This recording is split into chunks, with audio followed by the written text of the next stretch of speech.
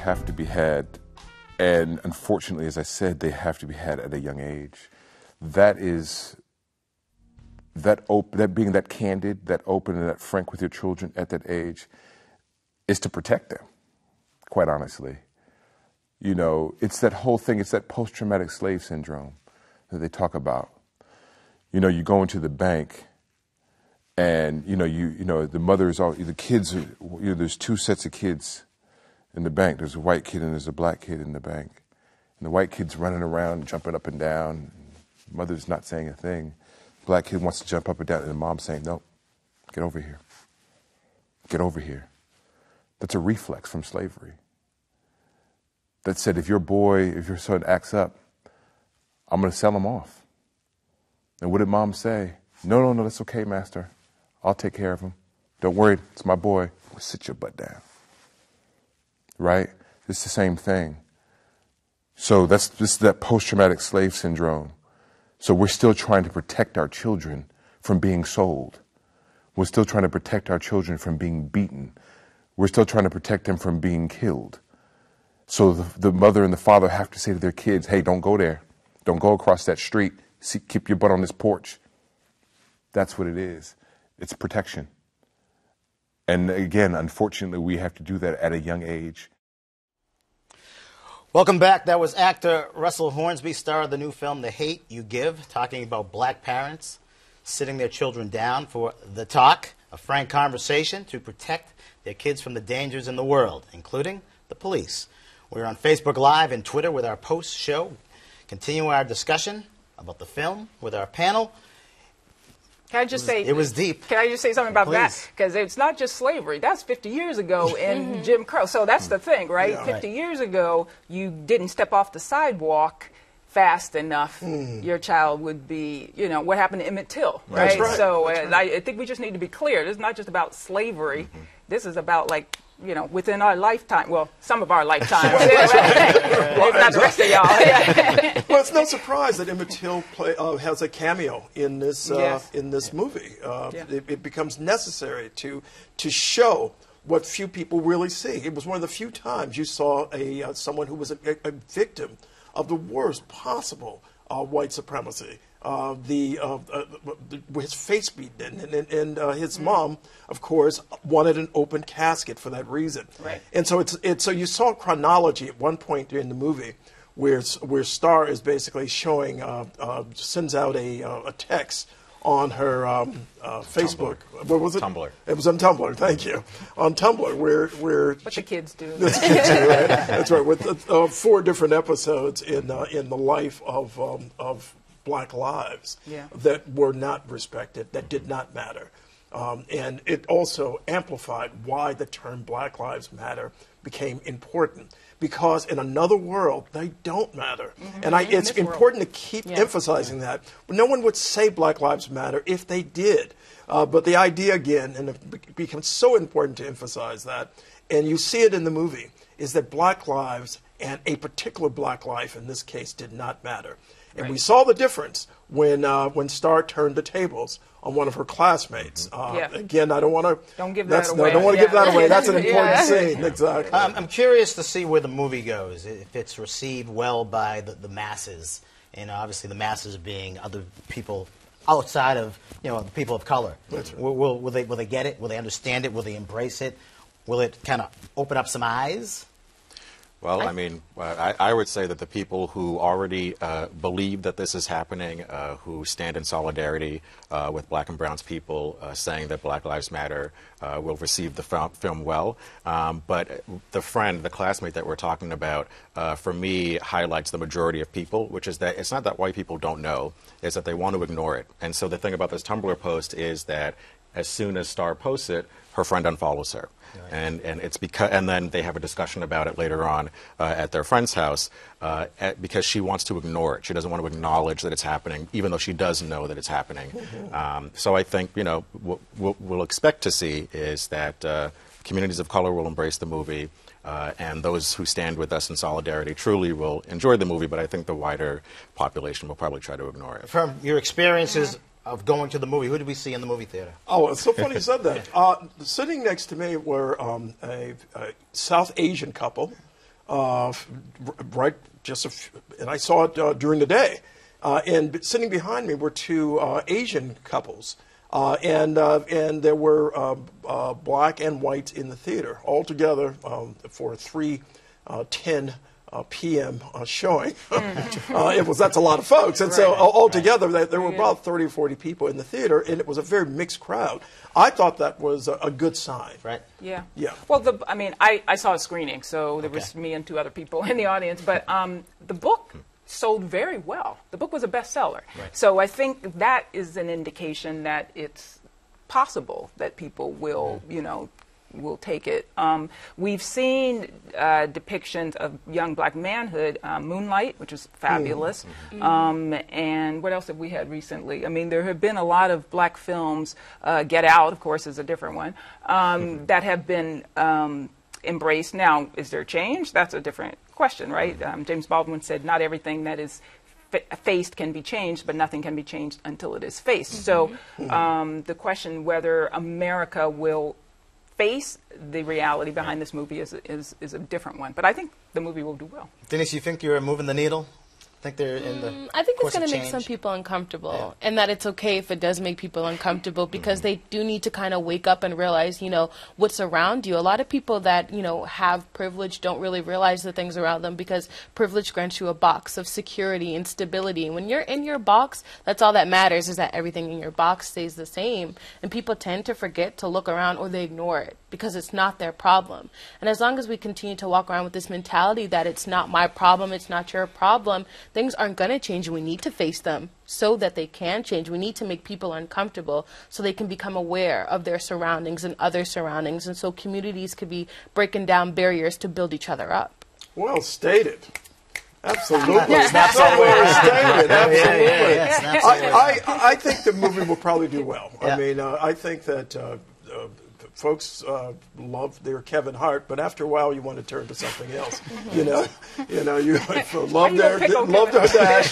their dash, but after a while you want to go to something else. I mean, I think they're doing well because I think Moonlight made a lot of people uncomfortable. Right. A lot of men uncomfortable. It was a good movie. But it was a good movie, and people eventually went to the movie. I don't know if it was a major box office release, but it did do well, and that's why the director has been given other movies to make. And so I think this one will do. I think it will do well, and I thought it was also interesting that the director, Kevin, let's see, maybe someone can tell us in the studio.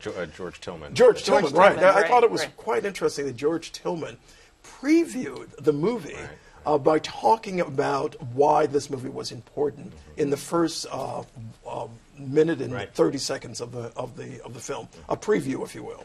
I thought that was so important, and I think he's telling folks, go out and tell other people to come see this movie. Yeah. Yeah. Do you think we're getting to a place where we are going to start seeing more thought-provoking black films? I mean, are we there yet, or is this kind of just an aberration?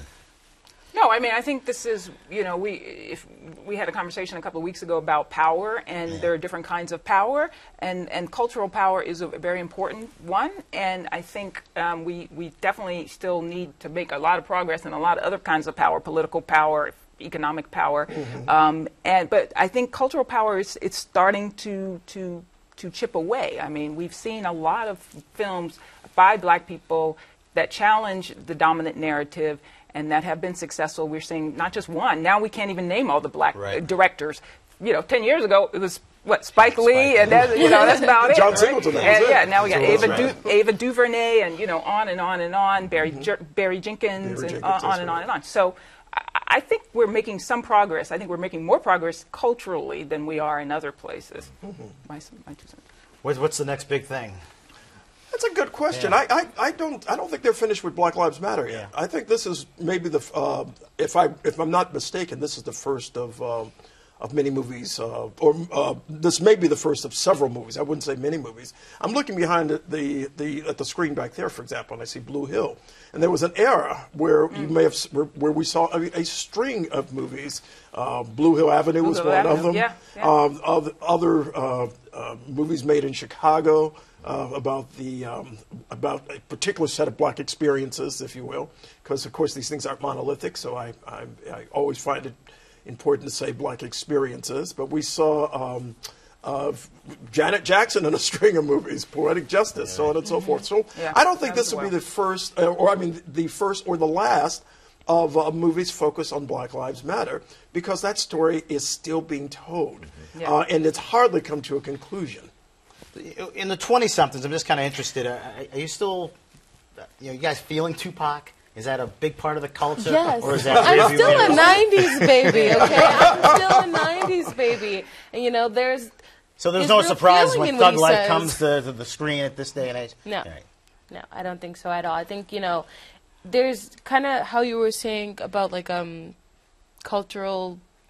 power. There we go. About cultural power and how it shifts. There is a shift in some music. I'm not going to lie. Some music, I don't get it anymore. And it's, it's a little confusing. But there are those artists who are out there and, they're putting real life things into their music and kind of just bringing to light what's going on. So I think it's kind of just about how we continue to do it and how do we continue to push to do it, and how do we relate to our young people and how do we get our young people involved and at the forefront until they feel important and feel like their voices are important, especially now because it's so easy with not only just trying to figure out what your voice means, but trying to figure out who you are as a young person is really scary. And it's really conflicting because you're just like, you don't know who to tell about what's going on or how to, deal with it yourself. So just having influence like music in their lives and how it's just brought to them. I think things like that. That's a great line in the movie. I don't know if you remember this or you caught this, but I loved it, partly because I'm really partial to Solange. When Star says, "I'm less Beyonce and more Solange," in the elevator. Yeah, in the elevator, and I happen to love that line because if in terms of musical preference, that's mine. You're less Beyonce. I'm less Beyonce and big time Solange. Lyrically, structure, musicality, the whole 9 yards. Are you a Solange? Yes. Oh, there you go. See? That's what I'm talking I'm a about. Rihanna. Right.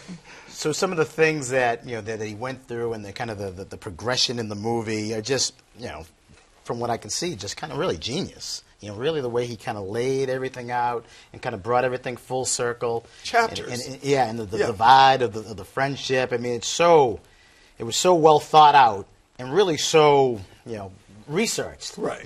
Clearly somebody was in the middle of it and thoroughly immersed in that culture. Well, yeah, I mean, and the book is really good. The young first-time novelist, right? Angie Thomas, I believe her name is. First novel, which is pretty extraordinary. So everything that's in the movie is in the book. So I think we have to give credit to her. Sure. Yes, we do. The movie repackages it or restructures it.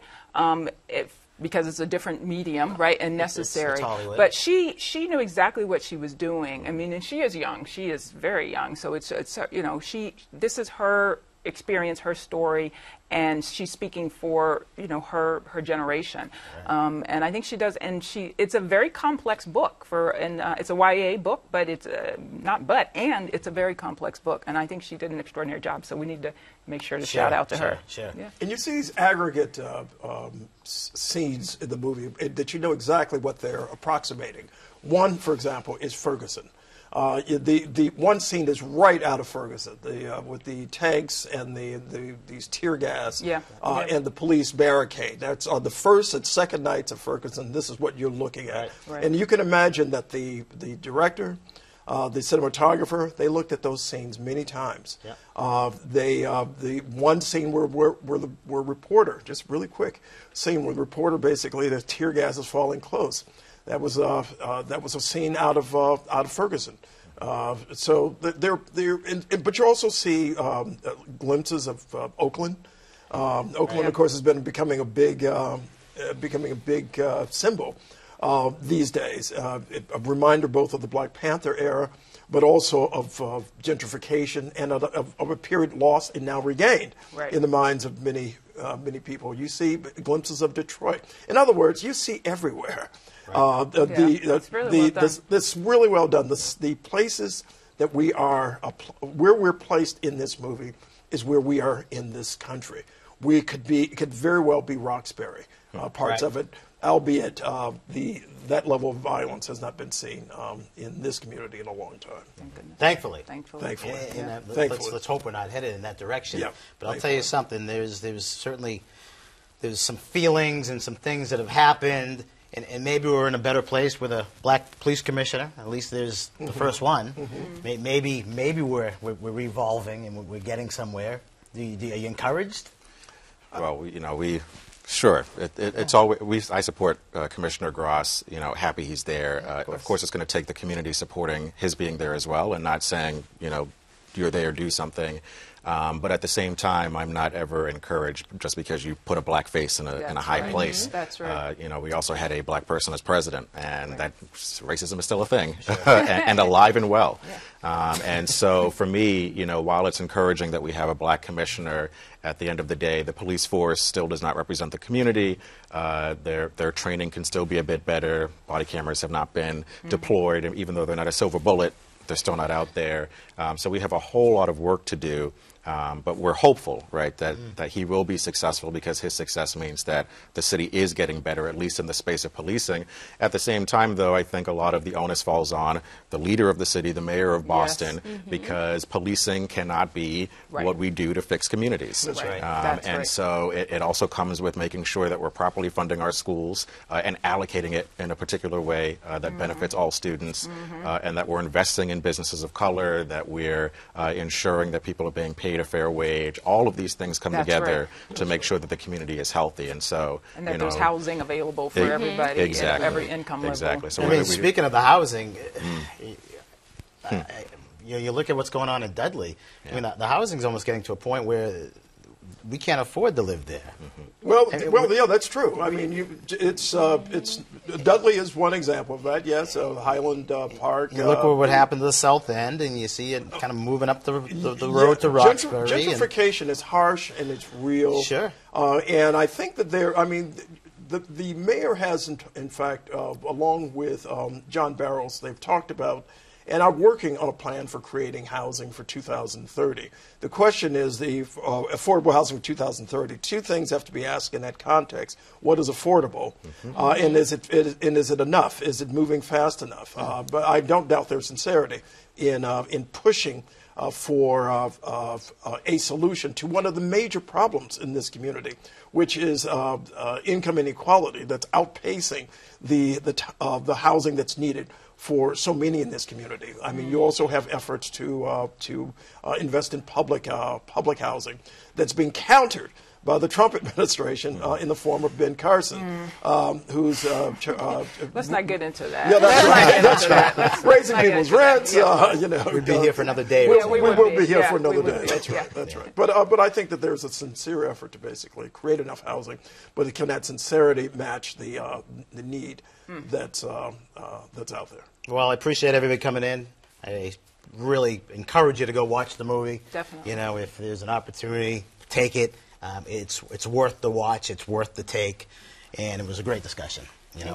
From all areas. Thanks, Chris. 90s baby. kind of an old soul, though. Right, yeah. 90s baby who listens to Tupac. Yeah, listen to Tupac and Luther. And sings sing Luther. good Yeah, amazing stuff. All right. We're in good That's going to do it. hands. We'll see you back here real soon. Have a great night.